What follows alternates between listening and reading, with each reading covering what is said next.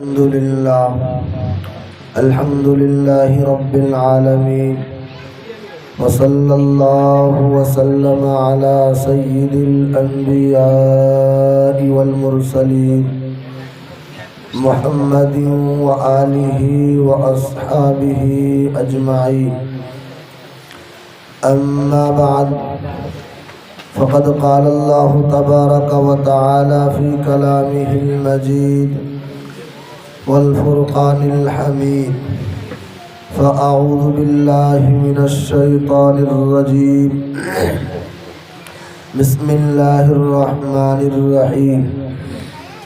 وقضى ربك ألا تعبدوا إلا إياه وبالوالدين إحسانا إما يبلغن عندك الكبر أحدهما أو كلاهما فلا تقل لهما أف ولا تنهرهما وقل لهما قولا كريما. وقال النبي صلى الله عليه وسلم يا أبا هريرة والداك جنتك أو نارك او کما قال علیہ الصلاۃ والسلام. میرے محترم بزرگوں، عزیز نوجوانوں، چھوٹے چھوٹے پیارے سے بچوں، کام کاج میں مشغول میری ماں اور بہنوں، دینی و ایمانی بھائیوں، بزرگوں اور دوستوں، اللہ تبارک و تعالیٰ کا بے حد احسان ہے، اس ذات پاک کا فضل ہے کہ اللہ تبارک و تعالیٰ نے ہم تمام کو یہاں تھوڑی دیر دین کی نسبت سے اور قرآن و حدیث کی باتوں کو سننے سنانے کی توفیق عنایت فرمائی ہے. اللہ سے دعا کرنے کی ضرورت ہے کہ اللہ ہمارے کہنے سننے کو قبول فرمائے اور عمل کرنے کی توفیق عنایت فرمائے. آج کی یہ مجلس ایک عقیقہ کی مجلس ہے. یہ عقیقہ کی مجلس ہے. چنانچہ یہ مجلس جو سجی ہے بڑی مبارک مجلس ہے، اس لیے کہ جب بچہ پیدا ہوتا ہے اس کے 7ویں یا 14ویں یا 21ویں دن، اور اگر ان دنوں میں نہ ہو تو کم از کم ایسے موقع پر کیا جائے کہ جس دن بچہ پیدا ہوا ہے اس سے ایک دن پہلے عقیقہ ہو. یہ 7واں دن ہوتا ہے، لہذا یہ ایک مبارک مجلس ہے. جناب نبی کریم صلی اللہ علیہ وسلم کی سنت کو زندہ کرنے کی کوشش کی جا رہی ہے، اور ایسا ہونا بھی چاہیے. اس لیے کہ آدمی تو طرح طرح کے لغویات میں اپنے روپے پیسے کو ضائع کر دیتا ہے، انسان کو پتہ تک نہیں چلتا ہے. جیسے آج کا جیسا ماحول ہے، کوئی گھر ایسا خالی نہیں ہے کہ جس گھر کے اندر ہفتے میں 3-4 دن گوشت نہ لیا جاتا ہو. لوگ لے لیتے ہیں، روپے پیسے یوں ہی ضائع ہو جاتا ہے. جب ہم عقیقہ کریں گے تو اس سے جناب نبی کریم صلی اللہ علیہ وسلم کی سنت پر بھی عمل ہوگا. اسی طرح سے عقیقہ کرنے کا جو فائدہ ہے اور جو ثواب ہے وہ ثواب بھی ہمیں حاصل ہوگا. اس لیے کہ ایک حدیث پاک کے اندر اللہ کے نبی صلی اللہ علیہ وسلم نے ارشاد فرمایا، جب بچہ پیدا ہوتا ہے تو اس بچے کے پیدا ہونے کے وقت اس کے پورے جسم میں 360 جوڑ ہے. لہذا ان جوڑوں پر شیاطین بلاؤں کو اور دیگر چیزوں کو مسلط کر دیتا ہے. تو جب بچہ پیدا ہوتا ہے ان بلاؤں اور مصیبتوں کے ساتھ وہ بچہ پیدا ہوتا ہے. لیکن اس کے پیدا ہونے کے بعد جب ماں باپ اس کا عقیقہ کر دیتے ہیں، اس کے نام پر کسی جانور کو ذبح کر دیا جاتا ہے، تو جانور کے اعضاء بھی، جانور کی جو جوڑ ہے وہ بھی 360 جوڑ ہے. لہذا ہر جوڑ اس بچے کے ہر جوڑ کے بدلے میں ہے. اسی وجہ سے جناب نبی کریم صلی اللہ علیہ وسلم نے فرمایا عقیقہ کرو. اور ہم عقیقہ کے اوپر دعا بھی پڑھتے ہیں، لحمھا بلحمہ جلدھا بجلدہ. اس طرح سے پڑھتے ہیں کہ اللہ اس جانور کا گوشت ہمارے بچے کے گوشت کے بدلے میں، اس جانور کی ہڈی ہمارے بچے کی ہڈی کے بدلے میں، اس جانور کا خون ہمارے بچے کے خون کے بدلے میں، اس جانور کی کھال ہمارے بچے کی کھال کی بدلے میں، اس جانور کے بال ہمارے بچے کے بال کے بدلے میں. یہ دعا بھی پڑھتے ہیں. اس لیے اس لیے کہ بچے کے جو جوڑوں پر مصیبتیں اور بلائیں ہیں، ان جانوروں کے ذبح کرنے کے بعد وہ بلائیں اور مصیبتیں ختم ہو جاتی ہیں۔ صلی اللہ علیہ وسلم کی بعثت سے پہلے عقیقہ نہیں لوگ کرتے تھے، ایک وطیرہ نامی رسم عام تھا، یہ رسم چلا ہوا تھا، ایک بدعت عام تھی۔ وطیرہ کہتے ہیں کہ جب کسی کے یہاں لڑکا پیدا ہو تو اس لڑکے کو جانور وغیرہ ذبح کر کے اس لڑکے کو اس جانور کے خون سے لت پت کر دیتے اور جانور کا سارا خون گوشت وغیرہ اس بچے کے جسم سے لگاتے اور لگا کر کے اس بچے کو خون سے لت پر اور خون آلود کر دیتے تھے۔ اور کسی کے یہاں لڑکی پیدا ہو جائے اس لڑکی کو زندہ درگور کر دیتے تھے، اس لڑکی کو دنیا میں جینے کا کوئی حق حاصل نہیں ہوتا تھا۔ جناب نبی کریم صلی اللہ علیہ وسلم کی تشریف آوری ہوئی اور آپ نے فرمایا کہ یہ کوئی اچھی بات نہیں ہے کہ لڑکا پیدا ہو تو تم خوشی کا اظہار کرو اور لڑکی پیدا ہو تو غم کا اظہار کرو اور اس لڑکی کو زندہ درگور کر دو۔ اسلام اس بات کی تعلیم نہیں دیتا، اسلام تو تعلیم یہ دیتا ہے کہ جیسے لڑکے کا حق ہے ایسے ہی لڑکی کا حق ہے، جیسے لڑکے کا کیا ہے عقیقہ کرتے ہیں ایسے ہی لڑکی کا عقیقہ کرنا چاہیے۔ بلکہ قرآن نے کہا یَهَبُ لِمَن یَشَاءُ إِنَاثًا وَيَهَبُ لِمَن یَشَاءُ الذُّکُورَ، اللہ جس کو چاہے لڑکا دے دے، اللہ جس کو چاہے لڑکی دے دے، اللہ جس کو چاہے دونوں دے دے، لڑکا بھی دے لڑکی بھی دے، اللہ جس کو چاہے کچھ بھی نہ دے، لڑکا بھی نہ دے لڑکی بھی نہ دے، اسے بانجھ بنا کر کے رکھ دے، یہ اللہ کے ہاتھ میں ہے۔ لڑکا دینا اللہ کا کام، لڑکی دینا اللہ کا کام، دونوں کا دے دینا اللہ کا کام، دونوں نہ دے کر کے اولاد سے محروم رکھنا بھی یہ اللہ کا کام ہے۔ اس لیے لڑکا بھی پیدا ہو تو خوشی کا اظہار ہو، لڑکی بھی پیدا ہو تو خوشی کا اظہار ہو۔ بلکہ قرآن کریم نے جو لفظ استعمال کیا یَهَبُ لِمَن یَشَاءُ إِنَاثًا، قرآن کریم نے لڑکی کا پہلے ذکر کیا کہ اللہ جس کو چاہتا ہے لڑکی دیتا ہے۔ قرآن کریم کی اس آیت سے اللہ کے اس فرمان سے پتہ یہ چلتا ہے کہ لڑکی لڑکوں سے کہیں زیادہ بہتر ہے، کہ لڑکی گھر کی رحمت ہے، لڑکی گھر کی زینت ہے، لڑکی گھر کی برکت ہے، لہذا لڑکی کے پیدائش پر رنج و غم کا اظہار نہیں ہونا چاہیے۔ اسی طرح سے ہمارے بچوں کو، ہمارے لڑکوں اور لڑکیوں کو سوچنا چاہیے کہ ہم پیدا ہو رہے ہماری خوشی کے لیے، ہمارے والدین ہمارے ماں باپ اپنے خون پسینے کی کمائی سے جانور خرید کر کے ذبح کر کے ہمارے نام سے عقیقہ کرتے ہیں۔ باپ کو بیٹے سے کتنی محبت ہے، ماں کو بیٹی سے کتنی محبت ہے، باپ کو بیٹی سے کتنی محبت ہے کہ کما کجا کر کے کچھ روپے پیسے جمع کیا، 2-4-10 ہزار روپے ہوئے، بچے کے نام سے عقیقہ کر رہا ہے، لڑکی کے نام سے عقیقہ کر رہا ہے۔ ماں باپ کو اپنے لڑکا لڑکی سے اتنی محبت ہوتی ہے، اس لیے ہمارے بچوں کو بھی چاہیے، لڑکوں کو چاہیے، لڑکیوں کو چاہیے کہ ہم اپنے ماں باپ سے بھی محبت کرنے والے بنے۔ اس لیے کہ اللہ تبارک و تعالی نے فرمایا وَقَضَىٰ رَبُّكَ أَلَّا تَعْبُدُوا إِلَّا إِيَّاهُ، اس روئے زمین پر کسی کی بھی عبادت نہیں ہوگی، اگر عبادت ہوگی تو اللہ کی ہوگی۔ سجدہ کرنا ہے تو اللہ کو کرو، رکوع کرنا ہے اللہ کو کرو، نماز اللہ کے لیے پڑھو، رکوع اللہ کے لیے کرو، سجدہ اللہ کے لیے کرو، دنیا کی تمام تر عبادتیں اللہ کے لیے کرو۔ اللہ کے ساتھ عبادت میں کسی کو شریک نہ کرو، کسی کے سامنے سجدہ نہ کرو، کسی کے لیے رکوع نہ کرو، کسی کے سامنے مت جھکو، جھکو تو اپنے اللہ کے سامنے جھکو، رات کی تنہائی میں بھی اللہ کے سامنے جھکو، دن کے اجالے میں بھی اللہ کے سامنے جھکو، اللہ کے علاوہ کسی کے سامنے نہ جھکو۔ وَقَضَىٰ رَبُّكَ أَلَّا تَعْبُدُوا إِلَّا إِيَّاهُ، اللہ یہ کہہ رہا ہے میرے علاوہ کسی کی بندگی نہ کرو، کسی کو یہ پوجا مت کرو، کسی کی پرستش مت کرو، میری بندگی میری پوجا اور میری پرستش کرو، میرے علاوہ کسی کی عبادت نہ کرو۔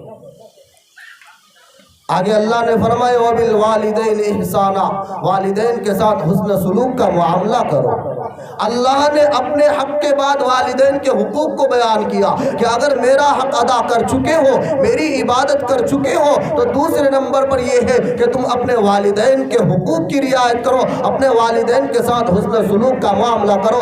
اس لیے کہ اس دنیا کے اندر اگر مالک حقیقی کوئی ہے اور اسی طرح سے موجود حقیقی کوئی ہے تو وہ اللہ ہے، کہ اللہ ہی پیدا کرنے والی ذات ہے، اللہ ہی اس دنیا کے اندر لانے والی ذات ہے۔ لیکن اگر دنیا میں پیدا کرنے کا کا کوئی دوسرا ذریعہ ہے تو وہ والدین ہے، کہ اگر والدین کی محبت نہ ہوتی، والدین کی شفقت نہ ہوتی، والدین کا پیار نہ ہوتا، ہمارا وجود دنیا میں نہ ہوتا۔ ہم آئے تو اپنے ماں باپ کے راستے سے آئے ہیں، اپنے ماں باپ کی محبت سے آئے ہیں، ان کے میل ملاپ سے، ان کی شفقت سے آئے ہیں، تو ہمارے وجود کا ذریعہ ہمارے والدین ہیں، دنیا میں آنے کا ذریعہ ہمارے والدین ہیں۔ اس لیے اللہ نے فرمایا کہ اللہ کے بعد کسی کی عبادت کرو تو اپنے والدین کے ساتھ حسن سلوک کا معاملہ، اپنے والدین کے ساتھ خیر خواہی کا معاملہ، اپنے والدین کے ساتھ خدمت کا معاملہ کرو۔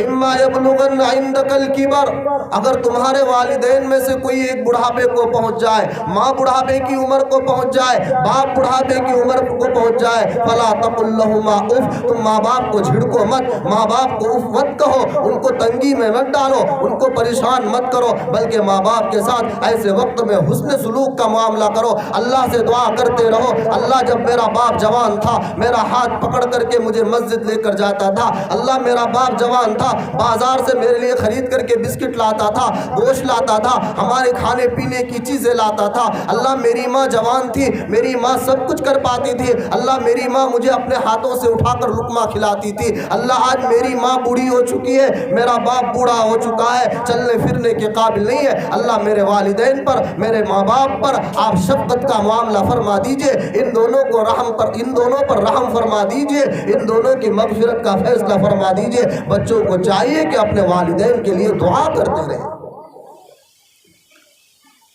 اس باپ کے لیے، اس ماں کے لیے کہ ماں نے 9 مہینے تک اپنے پیٹ میں تھک تھک کر کے رکھا اسے، جس عالم میں ماں کے لیے چلنا پھرنا مشکل ہو گیا، وہ ماں اس بچے کی خاطر اپنی ساری قربانیوں کو چھوڑ دی اور اپنی ساری چیزوں کو، راحت اور آرام کو چھوڑ کر کے ان تمام چیزوں کو قربان کر دیا۔ ایسی ماں جو ماں بچہ پیدا ہونے کے بعد بھی جب بچہ پیشاب کر دیتا ہے، ماں رات کو بار بار اٹھتی ہے، اس بچے کا پیشاب صاف کر کے ماں اس پیشاب پر سو جاتی، اس گیلے بستر پر سو جاتی ہے، ماں اس بھیگے بستر پر سو جاتی ہے، اپنے بیٹے کو، اپنی بیٹی کو، اپنی اس لاڈلی اولاد کو اٹھا کر اپنے چھاتی سے لگا کر سینے پر سلاتی ہے، پیٹ پر سلاتی ہے۔ ماں ڈرتی ہے کہ کبھی بچہ اس پیشاب میں سو جائے، میری بچی اس پیشاب میں سو جائے گی، اس کو پاخانہ ہو جائے گا، اس کو بخار ہو جائے گا، نزلہ ہو جائے گا۔ ماں اس بچے کی حفاظت کی خاطر ماں پیشاب پر سو جاتی ہے، لیکن بچے کو اٹھا کر سینے سے لگاتی یا پیٹ پر سلاتی، ماں اس گیلے بستر پر بچے کو نہیں سلاتی ہے۔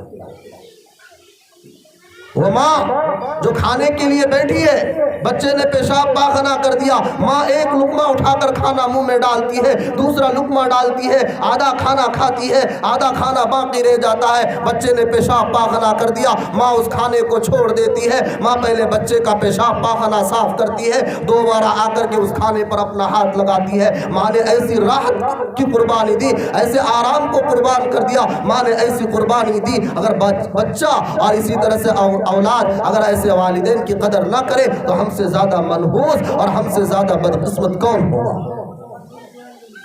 اس لیے والدین کی ہمیں قدر کرنے کی ضرورت ہے، ماں باپ کی قدر کرنے کی ضرورت ہے۔ وہ باپ جو بچوں کی راحت کی خاطر، جو بچوں کے لیے آرام کی خاطر باپ بدیش چلا جاتا ہے، کہیں دور جگہ چلا جاتا ہے، نہ دھوپ کو دیکھتا، نہ بارش کو دیکھتا، نہ ٹھنڈی کو دیکھتا، نہ راحت کو دیکھتا، اس دھوپ کے عالم میں بھی چھت کے اوپر چڑھ کر کے وہ ایسے ایسے کام کرتا ہے، پسینہ چو رہا ہوتا ہے لیکن چھت کے اوپر سے نہیں اترتا ہے، پیاس لگ رہی ہوتی ہے چھت سے اترتا نہیں ہے۔ وہ باپ ٹھنڈی سخت لگ رہی ہوتی ہے لیکن کھیت سے آتا نہیں ہے، کھیت سے گھر چلے جائیں گے، ہمیں کون کما کر کے کھلائے گا، ہمارے ان بچوں کی تربیت کون کرے گا، ہمارے ان بچوں کو کپڑے لا کر کون دے گا، ان بچوں کے راحت کے سامان مہیا کون کرائے گا؟ وہ باپ نہ ٹھنڈی دیکھتا، نہ گرمی دیکھتا، نہ آگ دیکھتا، نہ پانی دیکھتا، باپ ہمیشہ محنت میں لگا رہتا ہے۔ اور وہ باپ جب پیسے کما کر کے بھی لاتا ہے، عید بقرعید کا موسم ہوتا ہے، باپ اسی پرانی لنگی پر عیدگاہ جا رہا ہوتا ہے، اسی پرانے کپڑے پر عیدگاہ جاتا ہے، اسی پرانی ٹوپی پر جو اس نے 5 سال 7 سال پہلے خریدا تھا، اسی پرانی नई टोपी को पहनकर ईदगाह जाता है,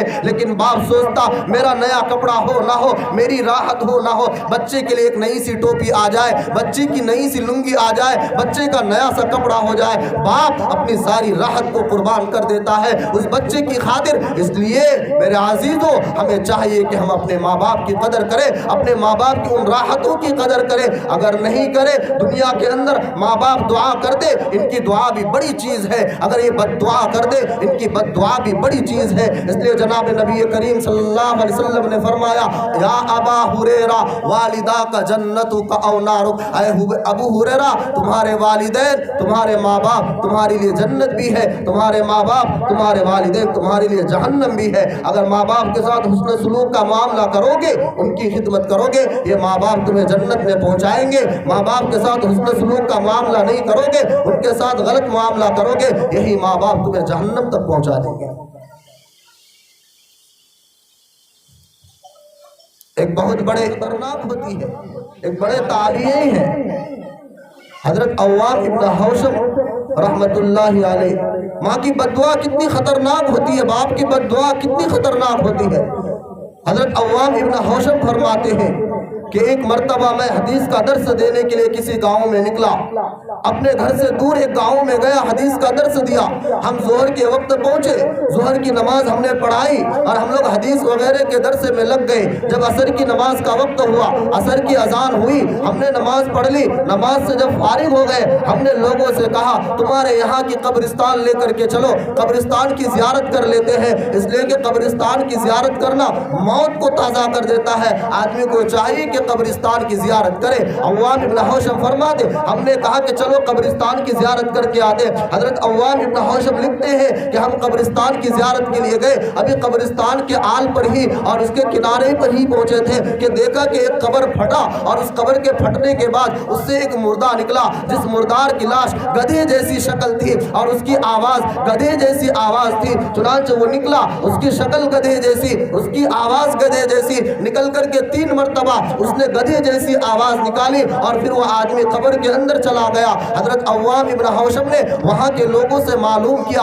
भाई क्या माजरा है, एक कब्र फटी, उससे कोई आदमी निकला जिसकी शक्ल गधे जैसी थी, आवाज़ गधे जैसी थी, ये क्या माजरा है, हमको समझ में नहीं आ रहा है। वहाँ के लोगों ने कहा, हजरत आपने ये पहली मर्तबा देखा, हम रोज़ाना देखते हैं कि ये कब्र फटती है, इससे आदमी निकलता है, उसकी शक्ल गधे जैसी होती है, आवाज़ गधे जैसी होती है, 3 मर्तबा गधे जैसी आवाज़ निकालता, उसके बाद फिर अपनी कब्र में चला जाता है। रोज़ाना का इसका ये मामूल है कि रोज़ाना कब्र फटती और वो आदमी इस तरह से बाहर आता है।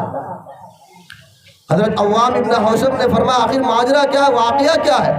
गाँव के लोगों ने कहा, हजरत ये आदमी बड़ा शराबी था, कबाबी था, जुआरी आदमी था, गुनहगार आदमी था। जब भी ये शराब पीकर जुआ खेल कर घर आता, इसकी माँ इसे कहती, बेटा ये गलत काम तू कर रहा है, ये गुनाह का काम है, इसे करना नहीं चाहिए, बेटा इसे छोड़ दे, तौबा कर ले, हिदायत के रास्ते पर आ जा, बात मान ले, नमाज शुरू कर दे, अल्लाह की तरफ झुक जा। चुनांचे रोज़ाना इसकी माँ ये बात कहती, लेकिन इसकी माँ रोज़ाना कहती, वो बच्चा हिदायत के रास्ते पर ना आकर एक दिन गुस्से में आकर इसकी ने अपनी माँ से कह दिया, माँ क्या गधे जैसी आवाज़ निकालती है, क्या तू रोज़ाना गधे जैसी बोलती रहती है, चुप नहीं बैठ सकती। ये कहना था कि उस आदमी का वही इंतकाल हुआ और इंतकाल होने के फौरन बाद उस आदमी का चेहरा गधे जैसा हुआ और उसने 3 मरतबा गधे जैसी आवाज़ निकाली उस आदमी ने और वही उसका इंतकाल हो गया। ये माँ की बद्दुआ, माँ की बेहुरमती का नतीजा है कि उसने अपनी माँ से कहा, माँ गधे जैसी आवाज़ निकालती,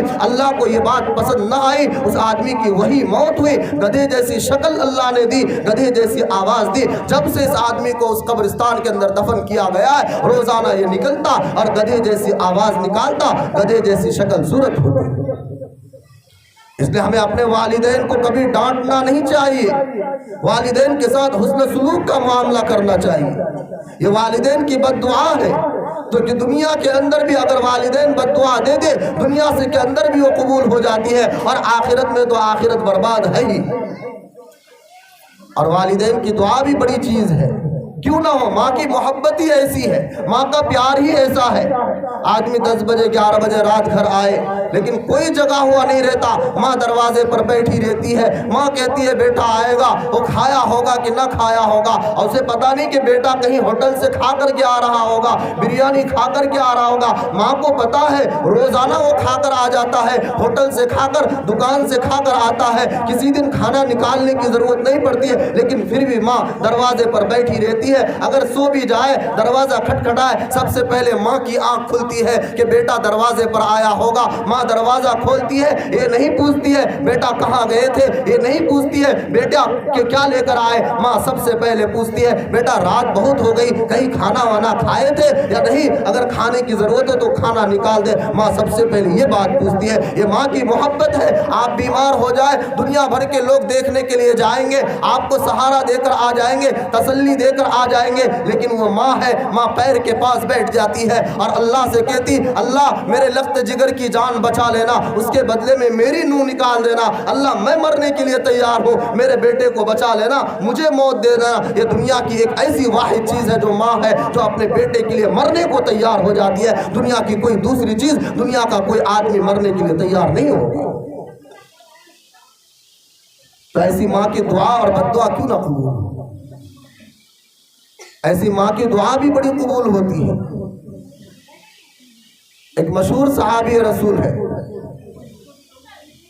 حضرت علقمہ رضی اللہ تعالی عنہ، مشہور صحابی رسول ہے جن کے بارے میں روایت کے اندر آتا ہے کانا قائم اللیل و صائم النہار، یہ آپ کی عادت شریفہ تھی، دن کو روزہ رکھتے، رات کو اٹھ کر کے نماز پڑھتے، جن کے نفل کا یہ حال ہوگا فرائض کا کیا حال ہوگا۔ حضرت علقمہ رضی اللہ تعالیٰ عنہ کی موت کا وقت قریب ہوا، آپ بستر پر لیٹے ہوئے ہیں، اب روح نکل رہی ہے، تب روح نکل رہی ہے۔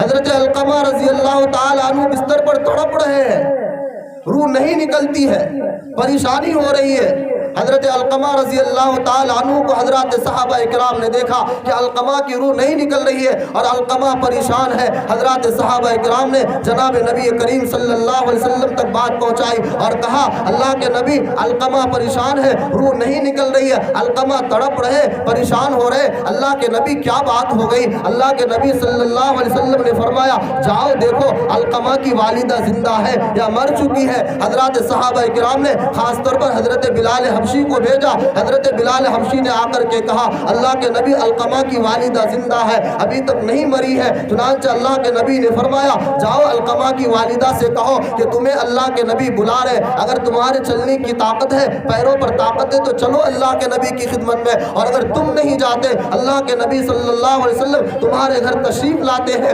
لہذا علقمہ کی والدہ سے حضرت بلال حبشی نے یہ بات کہی، علقمہ کی والدہ نے کہا اللہ کے نبی بلا رہے، میری پیروں پر طاقت نہ بھی ہو تو بھی میں اللہ کے نبی کی خدمت میں پہنچوں گی۔ ایک لاٹھی کے سہارے سے علقمہ کی والدہ اللہ کے نبی صلی اللہ علیہ وسلم کی خدمت کو پہنچی۔ اللہ کے نبی صلی اللہ علیہ وسلم نے علقمہ کی والدہ سے کہا بولو علقمہ کا کیا حال ہے؟ علقمہ کی والدہ نے کہا اللہ کے نبی وہ میرا بیٹا بڑا نیک ہے، بڑا تہجد گزار ہے، نماز کا پابند ہے، روزے کا پابند ہے، قائم اللیل صائم النہار ہے، یعنی دن کو روزہ رکھتا ہے، راتوں کو اٹھ کر کے تہجد پڑھتا ہے، اوابین پڑھتا ہے، رات بھر نماز میں مشغول رہتا ہے، عبادت میں مشغول رہتا ہے۔ اللہ کے نبی نے فرمایا تمہارے ساتھ کیا معاملہ ہے؟ حضرت علقمہ کی والدہ کہتی اللہ کے نبی ایک دن ایسا ہوا کہ اس کی بیوی نے بھی اس کے سامنے کوئی بات رکھی اور میں نے بھی ایک بات رکھی، اس نے اپنی بیوی کی بات مان لی، میری بات نہ مانی، جس سے میرا دل دکھ گیا اور مجھے تکلیف ہوئی۔ علقمہ کی والدہ سے اللہ کے نبی فرما رہے ہیں والدہ علقمہ کی والدہ سے کہتے تم علقمہ کو معاف کر دو۔ علقمہ کی والدہ کہتی میں معاف نہیں کر سکتی، میں سب کچھ کر سکتی ہے لیکن علقمہ کی والدہ کو میں معاف نہیں کر سکتی ہوں۔ اللہ کے نبی نے فرمایا تم علقمہ کی والدہ کو معاف نہیں کرو گی؟ فرمایا نہیں، میں علقمہ کو معاف نہیں کر سکتی۔ چنانچہ علقمہ کی والدہ اس بات پر ڈٹی رہی۔ اللہ کے نبی نے حضرت بلال حبشی کو اور دیگر صحابہ اکرام سے کہا جاؤ جنگلوں میں اور لکڑیاں جمع کرو۔ حضرت بلال حبشی اور صحابہ اکرام جنگلوں میں گئے، لکڑیاں جمع کی، حضرت بلال حبشی سے کہا کہ اس لکڑی میں آگ لگاؤ، اور علقمہ کی والدہ سے اللہ کے نبی نے کہا اس لکڑی میں آگ لگائیں گے، علقمہ کو اس میں جلا دیں گے اور ڈال دیں گے۔ علقمہ کی والدہ کو یہ سننا تھا، ماں کی محبت۔ ان کی والدہ نے کہا اللہ کے نبی میں علقمہ کو اپنے سامنے جلتے ہوئے دیکھنا نہیں چاہتی۔ اللہ کے نبی نے فرمایا دنیا کی آگ میں اگر میں نہ جلاؤں، کل قیامت کے میدان میں اللہ جہنم کی آگ میں اسے جلائے گا، اور دنیا کی آگ سے 70 گنا زیادہ تیز جہنم کی آگ ہوگی، لہذا اسی وجہ سے میں اسے دنیا میں جلا دوں تاکہ کل قیامت کے میدان میں جہنم میں اللہ اسے جہنم کی آگ سے نہ جلائے۔ یہ سننا تھا۔ علقمہ کی والدہ نے کہا اللہ کے نبی آپ گواہ رہیے۔ حضرات صحابہ اکرام کو گواہ بنایا، اور علقمہ کی والدہ نے کہا میں نے علقمہ کو معاف کر دیا، میں نے علقمہ کو معاف کر دیا۔ یہ کہنا تھا۔ اللہ کے نبی نے حضرت بلال حبشی سے کہا جاؤ علقمہ کے گھر جا کر دیکھو علقمہ کا کیا حال ہے۔ حضرت بلال حبشی آئے، دیکھا کہ علقمہ لا الہ الا اللہ محمد رسول اللہ پڑھتے پڑھتے ان کی روح آرام کے ساتھ اور آسانی کے ساتھ نکل گئی۔ اللہ کے نبی کے پاس حضرت بلال حبشی آئے اور فرمایا کہ اللہ کے نبی علقمہ کلمہ پڑھتے پڑھتے دنیا سے چلے گئے۔ یہ ہے والدہ، یہ ہے والدین، یہ ہے ماں باپ۔ اگر یہ ناراض ہو جائے دنیا بھی خراب ہو جائے گی، آخرت بھی خراب ہو جائے گی۔ یہ راضی ہو جائے دنیا بھی بن جائے گی، آخرت بھی بن جائے گی۔ اس لیے ہمیں اپنے والدین کی قدر کرنے کی ضرورت ہے۔ آج کا حال ہمارا یہ ہے، ہمارے جوانوں کا، ہمارے بچوں کا حال یہ ہے، ہم اپنے والدین کی قدر نہیں کرتے۔ وہ ایک دوائی کے لیے تڑپتی رہ جاتی ہے، باپ دوائی کے لیے تڑپتا رہ جاتا ہے، ہم لا کر نہیں دیتے۔ باپ ایک نئی سی لنگی کے لیے تڑپتا رہتا ہے، ماں ایک نئی ساڑی کے لیے تڑپتی رہ جاتی ہے، ماں کسی چیز کو کھانے پینے کے لیے تڑپتی رہ جاتی ہے، لیکن بیٹا لا کر نہیں دیتا۔ اور بعض گھروں کا حال یہ ہے، اللہ معاف کرے، اللہ معاف کرے، ماں باپ بھوکے سو رہے ہیں اور بیٹا اور بیوی دونوں مل کر کے اچھے سے کھا پی کر کے زندگی گزار رہے ہیں۔ ایسے باپ کی طرف نظر اٹھا کر نہیں دیکھتے، ایسی ماں کی طرف نظر اٹھا کر 40واں کرتے ہیں، 9واں کرتے ہیں، 3 دنیا کرتے ہیں۔ یہ صرف کس لیے؟ ماں باپ کی مغفرت کے لیے نہیں، والدین کے ایصال ثواب کے لیے نہیں کرتے، اس لیے ہے 3 دنیا نہیں کریں گے لوگ کیا کہیں گے؟ باپ کا انتقال ہو گیا، 10 کلو گوشت خرید کر کے گاؤں والوں کو نہ کھلا سکا، کسی مولانا کو بلا کر دعا نہ کروا سکا۔ یہ لوگوں کو دکھانے کے لیے کرتے ہیں، یہ والدین کی مغفرت کے لیے نہیں کرتے۔ اگر بچے کو والدین سے محبت ہوتی، ان کی دنیا کی زندگی میں جب تک وہ حیات سے تھے، زندگی میں تھے، لہذا ان کی قدر کرتے، زندگی میں قدر کی نہیں، اور مرنے کے بعد 40واں اور 3 دنیا اور 9 دنیا کر کے قدر کرتے ہیں۔ یہ قدر نہیں، یہ دنیا والوں کو دکھانا ہے کہ ہم نے اپنے والدین کے 3 دن پر فاتحہ کیا، ہم نے والدین کے 9 دن پر فاتحہ کیا، ہم نے والدین کے 40ویں پر گرو ذبح کر کے لوگوں کو کھانا کھلایا۔ یہ دنیا والوں کو دکھانا نہ مقصود ہے، اس لیے ان کی زندگی میں اپنے والدین کی ہم قدر کریں۔ ایک بزرگ کا واقعہ ہے، اپنی بات میں ختم کرو تھوڑی دیر بول کر کے۔ ایک بزرگ کا واقعہ ہے، حضرت عبداللہ ابن مبارک رحمت اللہ علیہ، چنانچہ ان کی والدہ ضعیف ہو گئی، کمزور ہو گئی، لا کر چلنے پھرنے کے قابل نہیں رہی، لیکن ان کی والدہ کو دلی تمنا ہوئی اور خواہش ہوئی کہ بیٹا میں حج کر لوں، بیٹا میں حج کر لوں۔ روایت کے اندر ہے، مورخین نے لکھا ہے کہ عبداللہ ابن مبارک نے اپنی والدہ کو کسی ٹوکری پر بٹھایا، اور بٹھانے کے بعد اپنے کندھے پر اسے سوار کیا یا سر کے اوپر اٹھایا، اور والدین کو اور والدہ کو، بوڑھی والدہ اور ضعیف کمزور سی والدہ کو اٹھا کر لے کر کے آئے، حج کرایا، طواف کرایا، حج کے تمام ارکان ادا کر دیے۔ جب حج پورا مکمل ہو گیا، والدہ نے کہا بیٹا ایک اور خواہش ہے کہ میں 40 طواف کر لوں۔ عبداللہ ابن مبارک نے پھر اپنی والدہ کو ٹوکری پر بٹھایا، اور بٹھانے کے بعد اس کی والدہ ٹوکری پر پیشاب پاخانہ سب کچھ کر رہی تھی، جس کی نجاست اور غلاظت کی وجہ سے عبداللہ ابن مبارک کے پورے بدن پر پاخانہ اور پیشاب سے بھر گیا تھا۔ عبداللہ ابن مبارک نے اپنی والدہ کو 40 طواف بھی کرائے، کرانے کے بعد اپنی والدہ کو ایک سائڈ میں بٹھایا اور آ کر کے کعبۃ اللہ کے غلاف کو پکڑ کر کے کہا اللہ یہ بتلا دیجئے میں نے اپنی والدہ کا حق ادا کیا یا نہیں، اس لیے کہ میری والدہ چل نہیں سکتی، وہ اٹھ نہیں سکتی تھی، بیٹھ نہیں سکتی تھی، کچھ کھا پی نہیں سکتی تھی۔ اللہ میں نے اپنی والدہ کو ٹوکری پر بٹھا کر حج کرایا، یہ میرے جسم کا حال ہے، پیشاب پاخانے سے میرا جسم بھرا پڑا ہے، اللہ میں نے اپنی والدہ کا حق ادا کیا یا نہیں۔ غیب سے آواز آتی ہے اور کہا جاتا ہے عبداللہ ابن مبارک جو تم نے اپنی ماں کا پہلا قطرہ، جو تم نے ماں کے دودھ کا پہلا قطرہ پیا تھا، ابھی اس قطرے کا حق بھی ادا نہیں ہوا۔ ہم کیا کر رہے ہیں؟ ہمیں اپنے والدین کی قدر کرنی چاہیے، اپنے ماں باپ کی قدر کرنی چاہیے، ان کے ساتھ حسن سلوک کا معاملہ کرنا چاہیے، اور جب ہمارے جوان ایسے کریں گے تو انشاءاللہ زندگی میں ایک نکھار سی آئے گی، زندگی کے اندر ایک تبدیلی آئے گی، اس لیے کہ جوانوں کی عبادت اللہ کو بڑی پسند ہے اور بڑا محبوب ہے اللہ کو جوانوں کی عبادت۔ ایک جوان کا واقعہ ہے،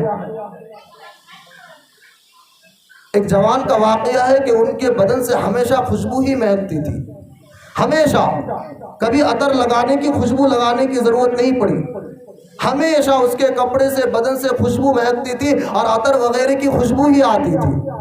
ایک دوست سے اس کی ملاقات ہوئی اور اس نے کہا بھائی تم اتنا سارا پیسہ اپنی خوشبو میں ختم کر دیتے ہو، خرچ کر دیتے ہو، ہمیشہ تم مہکتے ہو اور ہمیشہ تمہارے بدن سے خوشبو آتی ہے، آخر کیا واقعہ ہے؟ اس جوان نے کہا آج تک میں نے کبھی عطر اور خوشبو خریدا ہی نہیں۔ فرمایا بھائی کیا بات ہے، تم نے کبھی عطر نہیں خریدا، خوشبو نہیں خریدی اور تمہارے بدن سے خوشبو کی آ رہی ہے اور مہک آ رہی ہے، یہ کیا ماجرا ہے؟ اس جوان نے کہا مجھے بتلانا نہیں چاہیے لیکن میں تمہیں بتلا دے رہا ہوں عبرت کے لیے، نصیحت کے لیے، تم کسی سے کہنا مت۔ چنانچہ اس نے، جوان نے اپنا واقعہ بیان کیا کہ میرا باپ ایک تاجر قسم کا آدمی تھا، گھریلو سامان، دکان کے سامان وغیرہ کو بیچتا اور خریدتا تھا۔ ایک دن میں بھی اپنے والد محترم کے ساتھ دکان میں بیٹھ گیا، دکان میں بیٹھا تو یہ سامان لے لیا اور ہمارے والد محترم سے کہا کہ پیسے تمہیں نہیں دوں گی، پیسہ تو یہی ہے کہ اس لڑکے کو میرے ساتھ بھیجو، میرے گھر میں پیسہ، اس لڑکی کے ہاتھ میں پیسے بھیج دوں گی، کہا تمہارے بیٹے کو ہمارے ساتھ بھیج دو۔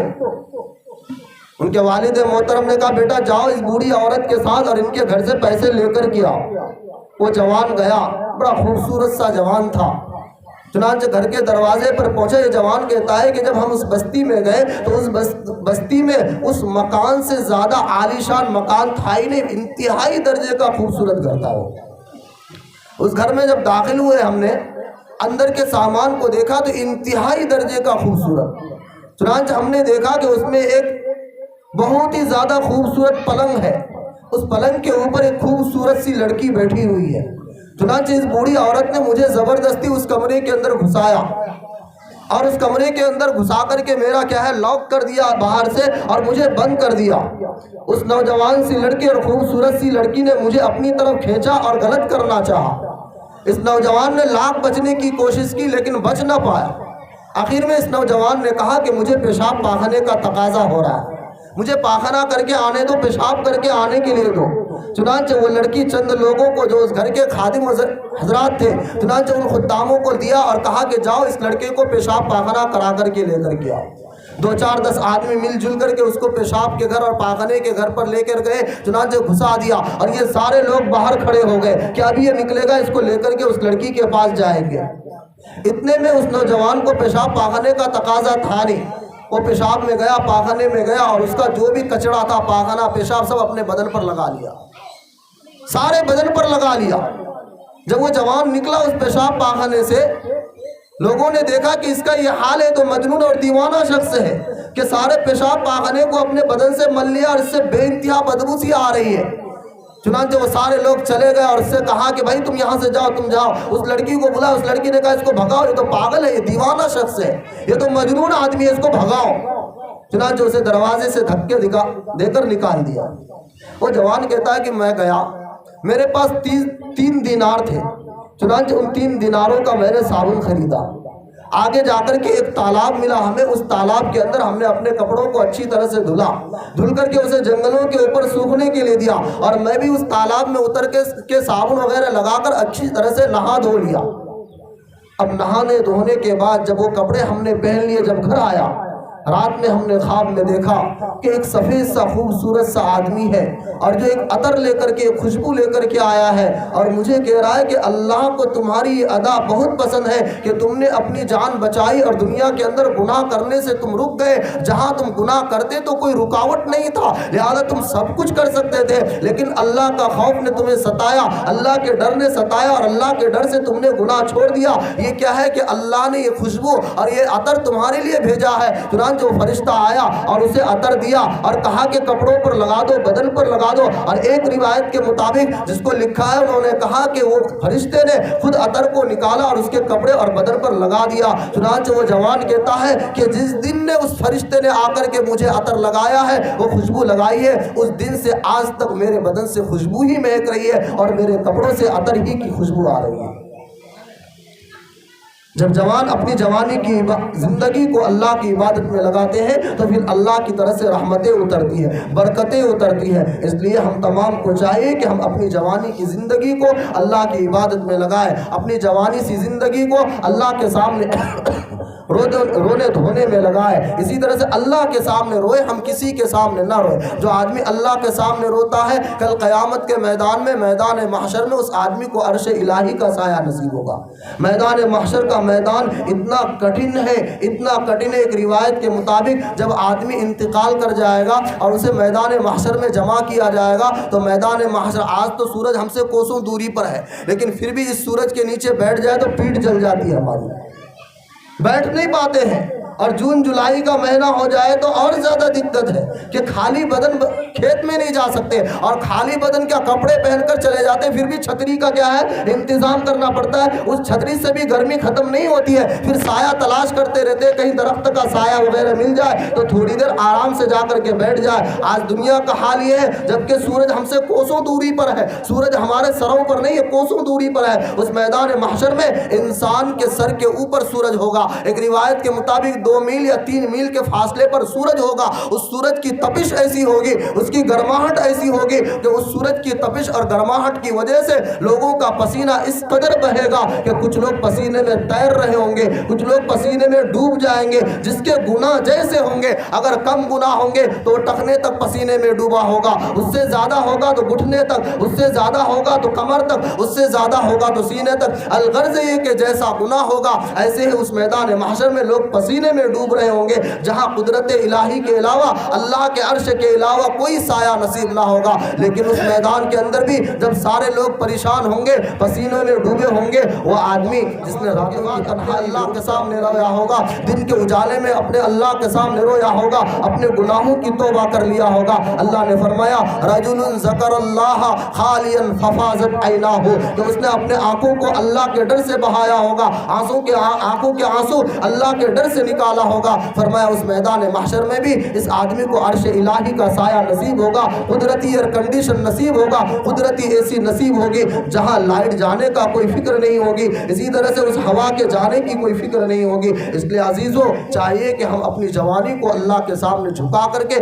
ज़िंदगी गुजारने की कोशिश करें। जब अपनी जवानी को अल्लाह की इबादत में लगाएंगे, दुनिया भी बनेगी, आखिरत भी बन जाएगी। दुनिया के अंदर भी कामयाबी मिलेगी, आखिरत के अंदर भी कामयाबी मिलेगी। ये दुनियावी ज़िंदगी मुख्तसर सी ज़िंदगी है। अभी आपकी उम्र 12 साल 13 साल है, हमने और आपने नहीं देखा है कि हम 60 साल तक जिएंगे। हमने और आपको पता नहीं है कि हमारी ज़िंदगी 50 साल या 70 साल होगी। क्या पता कि अभी हम यहाँ बैठे हैं और अभी 13 साल 14 साल की ज़िंदगी है और अभी हम घर के दरवाजे तक न पहुँच पाए कि उससे पहले हमारी मौत हो जाए और लोग हमारी आदमी अपने हाथ में झोली और थैली को निकलता है, बाजार जाएंगे, सब्जी खरीद कर लाएंगे और घर वालों के लिए सामान खरीद करके लाएंगे। अभी ये निकला ही है, जिस जामा मस्जिद में नमाज पढ़ करके निकला था, आधे रास्ते पर पहुंच जाता है। जिस मस्जिद के माइक के अजान से वो नमाज पढ़ने के लिए आया था, उसी मस्जिद के माइक से 10 मिनट बाद ऐलान ये होता है फलाने आदमी का इंतकाल हो गया। 10 मिनट पहले नमाज पढ़ने आया था,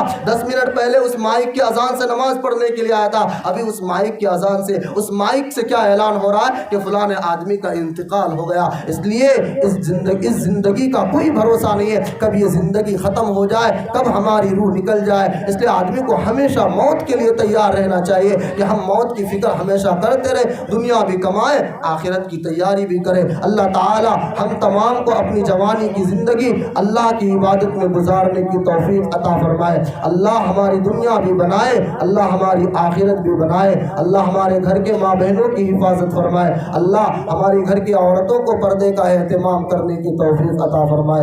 आमीन व आखिर दावाना अल्हम्दुलिल्लाह।